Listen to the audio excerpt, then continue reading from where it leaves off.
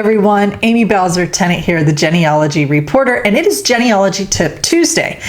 This Tuesday, I want to share a story with you that has lots of good tips and tricks for overcoming a brick wall in your genealogy. This is my story. I'm sharing it with you. Hopefully it will be helpful and give you some ideas on what you might try for a very difficult genealogy problem.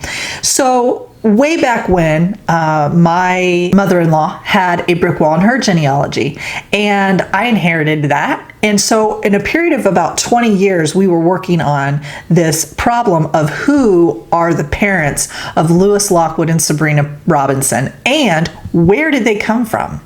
So we were finally able to overcome this by reaching out and using crowdsourcing. Now, if you're not familiar with crowdsourcing, it works a lot like what outsourcing does for a company.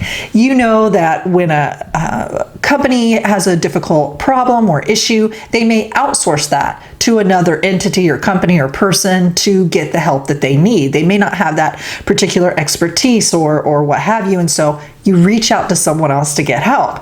Well, the same thing applies for genealogy brick walls. You would be surprised at what crowdsourcing options are out there, especially now that we have social media. So what I did, first of all, let me tell you a little background about Lewis Lockwood and where I think I went wrong in the very beginning. I had been tracing Lewis Lockwood and his wife, Sabrina Robinson, in Iowa. That's where I first found them and their family, and they lived there for many generations. But I recognized that they both actually came from New York. In fact, the children had been born in New York, and I couldn't figure out where. I looked in every place I could possibly find, looked at state census records in New York. I looked in Google, just in general, mug books, federal censuses, all sorts of things that I could try to come up with. Where did these two people come from? And I put a little blurb on a Facebook group. Now, these Facebook groups are specified groups for a location, possibly a county level, a state level, even a city or town level, and sometimes even larger areas, like I would say regions. In particular, Family Search, they have their own Facebook groups that they run that are regional most of the time. But I put something out on a Facebook group and just said something about, I'd really like to find information about Lewis Lockwood and Sabrina Robinson of Lynn County, Iowa. I don't know where in New York they came from. I mean, it was something really like that. Not a lot of details. A terrible query, actually, in the big scheme of things, looking back on that. But I had a woman contact me and say, I recognize the name of your couple. Here you go. And she put all these amazing links to information about this couple. Now, right off the bat, I noticed something. The spelling of Lewis. I had found him, Lewis Lockwood, in Iowa, and there I saw his name spelled L-O-U-I-S on a couple different records. So I went with that spelling, not even thinking about, oh yeah, there's another way to spell Lewis, L-E-W-I-S. And that is how he spelled his name. And in New York, the records reflected that. And so even that little, difference in spelling made a difference in how many records I was able to find. Had I done it like that, I may have been more successful. I just didn't think about it way back when. So in addition to the records that she sent me, a couple of censuses where he appeared and spelled with an E-W-I-S, she also found that he was a minister, which I did know that he was a traveling minister, but he was recorded in several Auburn University books about who's who at Auburn University. And it just so happens that in reading all this information that she sent over, I found out that Sabrina was the fourth wife of Lewis Lockwood.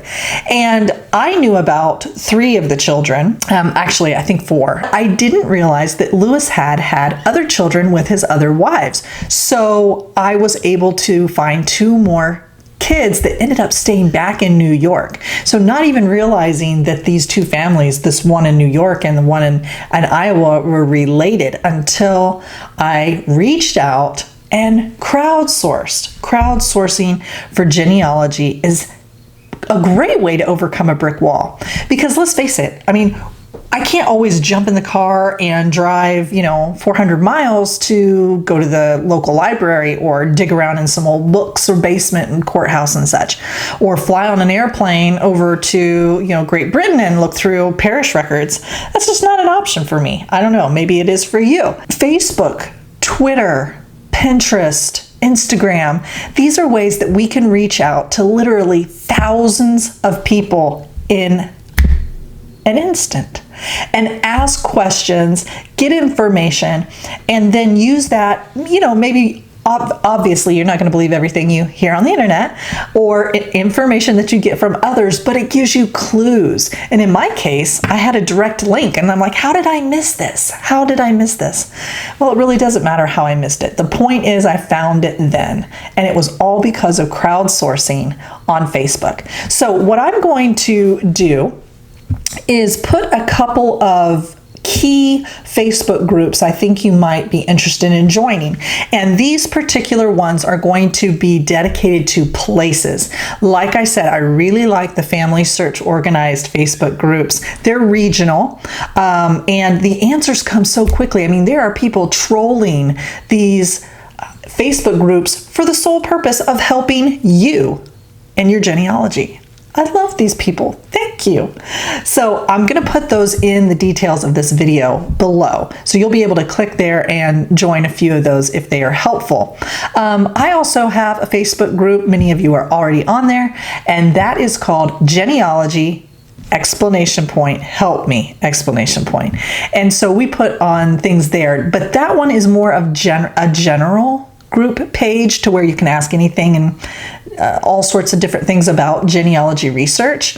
So where that can be helpful, I think when you're working on a brick wall problem, you got to go to the source. Go to that county level, state level, or at least regional level and start asking your questions there. So tell me all about your successes in the comments below, or send me an email. I'm anxious to hear how social media or crowdsourcing has worked for you. Thanks for joining me here on Genealogy Tip Tuesday. Come back again for Genealogy Thoughts Thursday and Family Story Friday. I look forward to having you again. Have a great week. Bye-bye.